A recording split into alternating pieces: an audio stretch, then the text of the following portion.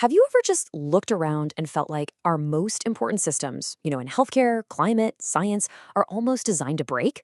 Well, it is not just your imagination. Today, we're going to dig into a really powerful idea that explains exactly why this keeps happening, and more importantly, how we can start building systems that are actually built to last. It's a feeling we all know, right? It seems like things fail in these predictable, recurring patterns, even when all the people involved are smart and trying their best. But this isn't just a string of bad luck. There's a deeper, architectural reason for all this decay. Let me show you what I mean with a few quick examples. Okay, so picture a hospital. The really critical diagnostic gear, it has a predictable lifespan, let's say 7 to 15 years. But here's the catch. It's usually paid for with one-year budget cycles. What's the result? A systemic gap where replacing that crucial machine is constantly pushed off, and the hospital's ability to help people just slowly degrades right when you need it the most. Or think about climate adaptation. A town's seawall might need a major upgrade every 8 to 12 years to keep up with rising sea levels and stronger storms, but it's governed by 3 or 4 year political cycles, so all the planning is short-term, meaning the infrastructure is always a step behind, which leads to catastrophic failure when the next big one hits. And you see this in science, too. A really complex research project, the kind that leads to huge breakthroughs, might need 2 to 5 years to get real results, but it's often funded by tiny 12-month grants.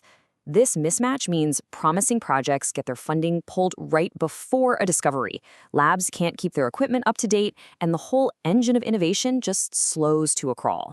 So what is the common thread in all of this? It's not bad management. It's a hidden structural flaw. It's a fundamental mismatch in time.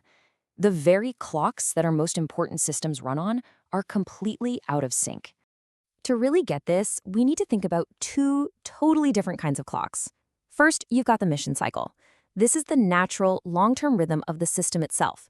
Think of it as how long that MRI machine was actually built to last. But then you have the fragility cycle. This is the short-term, frantic pace of things like annual budgets and election cycles. The real problem, the core of the issue, is that we force systems with these long, steady mission cycles to live or die by the crazy, volatile timeline of these short fragility cycles.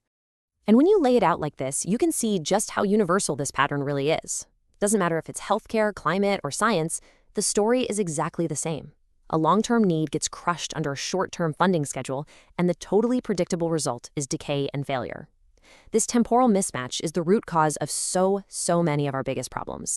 Now, this mismatch doesn't just create random issues. It actually creates 4 very predictable types of failure. First, you get collapse of commitment. That's when a long-term project just gets abandoned because the short-term money runs out. Then there's incentive myopia, where leaders get bonuses for short-term gains, even if it tanks the company's 10-year future. You also get the depletion spiral, where we just pull resources out of a system way faster than it can ever replenish them. And finally, state brittleness. That's when a system gets so tied to volatile things like politics that it can literally be shattered by a single election. So if the problem is literally baked into the architecture of our systems, how on earth do we fix it? Well, the answer isn't just better management or throwing more money at it. The answer is we have to become better architects. We have to design for resilience right from the ground up. And this is where a new discipline called Regenerative Architecture Thinking, or RAT, comes into play. It's a whole new way of looking at our societal systems, our hospitals, our research labs, treating them like operating systems that can be properly designed and engineered. And it focuses specifically on fixing those broken time, capital, and governance structures to build for long-term health, not just short-term survival. And this is the absolute key takeaway. For years, we've been trying to solve an architectural problem with operational solutions. Better managers, more funding, new policies. But if the blueprint itself is flawed, none of that stuff is ever going to be enough. The problem isn't in how we run the system, it's in how the system itself is built. What's so powerful about regenerative architecture is that it's not just another theory. It's what you'd call a meta framework. It's a way of pulling together all these powerful ideas we already have about capital, time, and markets into one single unified toolkit. It gives us the language and, more importantly, the tools to design systems that are actually built to withstand those short-term pressures we've been talking about. Okay, so this all sounds great in theory, but how do you actually build a regenerative system? Let's take a look at the blueprint and the specific tools an architect would use to get the job done. So at the heart of this new architecture, you have 2 incredibly powerful tools. They're called temporal operators. I know that sounds super complex, but just think of them as the two main surgical instruments for fixing a broken system. They're represented by the Greek letters delta, which stands for decoupling, and lambda, which stands for alignment. So, what do these things actually do? Well, decoupling, or delta, is all about building a shield. It's the act of designing the system so it's structurally protected from those volatile fragility cycles, like politics and annual budgets. Alignment, or lambda, is about building a bridge. It's about synchronizing the system's money and resources directly with its long-term mission, making sure it has what it needs exactly when it needs it. This matrix here basically lays out the entire game plan. See, right now, most of our systems are stuck down in the bottom quadrants. They're either totally unprotected and fragile, or they're designed for pure short-term extraction. The whole goal of this architectural approach is to use decoupling and alignment, our shield and our bridge, to move any system up into quadrant I. That's the regenerative sweet spot, where a system is both protected from chaos and perfectly aligned with its long-term purpose. And this isn't just some vague philosophy, okay? It's a rigorous engineering process. It's called the Regenerative Architecture Method, or RAM, and it involves systematically mapping out a system's cycles, diagnosing exactly where the mismatches are, designing new structures using decoupling and alignment, and then finally encoding those new, better rules into the system's core DNA, what you could call its temporal constitution. So what does it really mean to start applying this thinking on a much broader scale?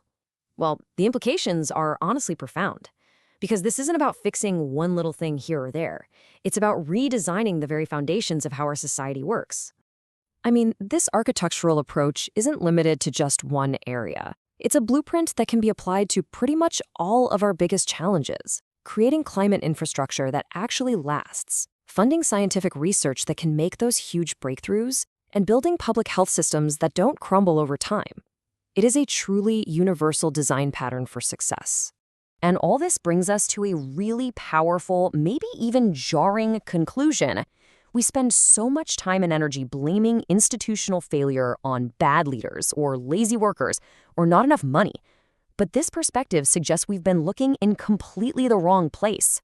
The truth might just be that our institutions often fail because they are designed to fail. Their internal architecture makes any other outcome almost impossible. But here's the final, and I think really empowering thought. If bad architecture makes failure inevitable, then it stands to reason that good architecture can make success inevitable. By focusing on design, by decoupling our vital systems from fragility and aligning them with their true mission, we can build regenerative systems that don't just survive, but actually thrive. We can literally architect a better future.